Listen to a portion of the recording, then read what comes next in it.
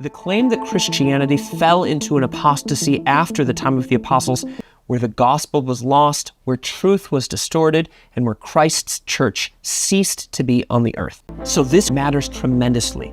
It is one of the most foundational claims of the LDS Church and a point where Christianity profoundly disagrees with LDS teaching. We need to understand what the LDS Church says about it. churchofjesuschrist.org describes the Great Apostasy like this.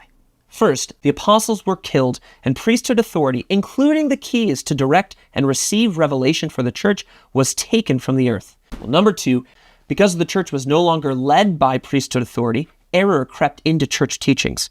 Good people and much truth remained, but the gospel as established by Jesus Christ was lost. The common core of this doctrine is this: truth was distorted, and true authority was lost. First, that we lost authoritative prophetic revelation. Our churches aren't modeled after the way the early church looked, meaning we don't have 12 apostles and things like that. The church was meant to have this institutional structure. And two, that this structure was intended to continue for all time. Jesus was teaching that both his church and unbelievers would exist together until his return. We agree that there's false teaching. We agree that the weeds grow along with the wheat. So when we as Protestants look at the teachings of the Roman Catholic Church, we do see error. You might even be wondering why I, as a Protestant who is not Roman Catholic, would not say that the church fell into apostasy. The Reformers did not aim to restore the church. The Reformers didn't see the Reformation as a restoring of something that was lost. So the question is, why do Christians think that this doctrine is false? Well, number two, closed canon. Biblical theology does not allow for a great apostasy. In particular, proof texts and historical arguments do not allow for a so-called great apostasy. The claim of a great apostasy is unbiblical. The Bible simply does not allow for a great apostasy. That's not true. And here's why. Because we're Protestant, we have no leg to stand on concerning this great apostasy. What about those texts that do foretell of a great apostasy? 2 Thessalonians in the King James says, "That day shall not come, except there come a falling away first." 1 Timothy 4 says, "In the latter times some shall depart from the faith, giving heed to seducing spirits and doctrines of devils."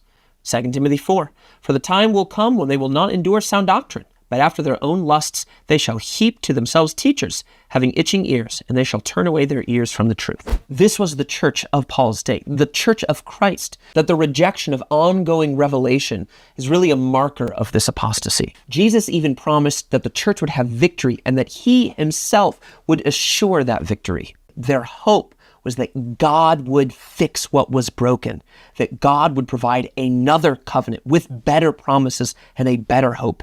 And indeed he did through Jesus.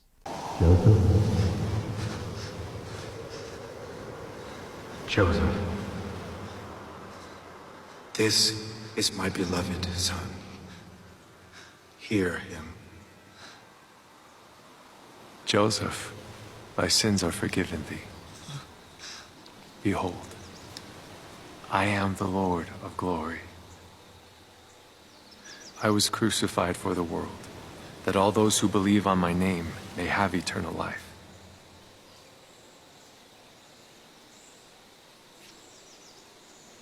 The world lieth in sin.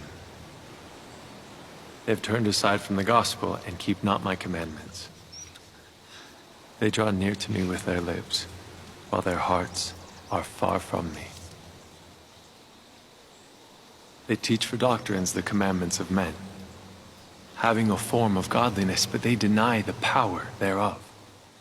That we lost authoritative prophetic revelation, closed canon, that the rejection of ongoing revelation is really a marker of this apostasy.